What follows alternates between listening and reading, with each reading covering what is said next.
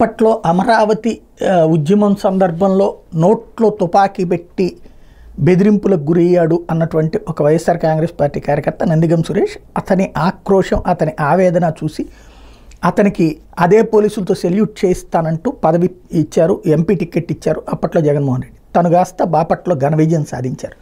అయితే అలాంటి కష్టపడి పైకెళ్ళినటువంటి వ్యక్తి జాగ్రత్తగా ఒక సిస్టమేటిక్గా తన పొజిషన్ని నడుపుకోవాలి, అందరి చేత మేధావి అనిపించుకోవాలి, బాధ్యతాయుతంగా ఉండాలి. కాకపోతే ఆ విధమైనటువంటి మెరిట్స్ని సాధించలేదు, ఫలితం ఓటమి పాలయ్యారు.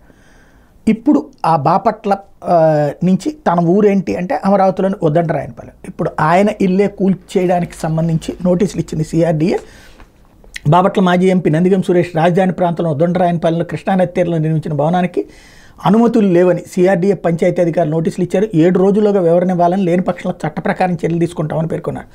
ఈ ప్రాంతం సిఆర్డీఏ పరిధిలో ఉన్నందున సిఆర్డీఏతో పాటు ఉద్దండరాయనపాలెం పంచాయతీ అధికారులు కూడా సంయుక్తంగా నోటీసులు ఇచ్చారు. ఇప్పుడు అదైతే కనుక అక్కడ ఉన్నటువంటి అసలు అమరావతి ప్రాంతంలో కృష్ణానది వెనకాల ఉన్నటువంటి వాటికి ఎవరు అనుమతులు ఇచ్చారు, అసలు ఎట్లా కట్టారు?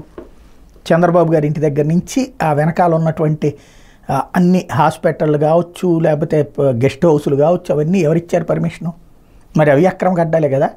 అప్పట్లో ఒక దాన్ని ఏమంటారు, ప్రజావేదిక కూల్చినప్పుడు ఏమన్నాం, దాన్ని వేరే వాటికి వాడాలి అన్నాం, వేధింపులు అన్నాం. ఇప్పుడు ఇదేమంటారు అంటే అదే ఇష్యూ అవుతుంది పల్లె ప్రాంతాల్లో. అంటే ఇక్కడ ఇష్యూ ఏంటంటే నందిగం సురేష్ని ఏదో ఒకటి చెయ్యాలన్నటువంటి కసిలో నుంచి వస్తున్నటువంటి అంశం.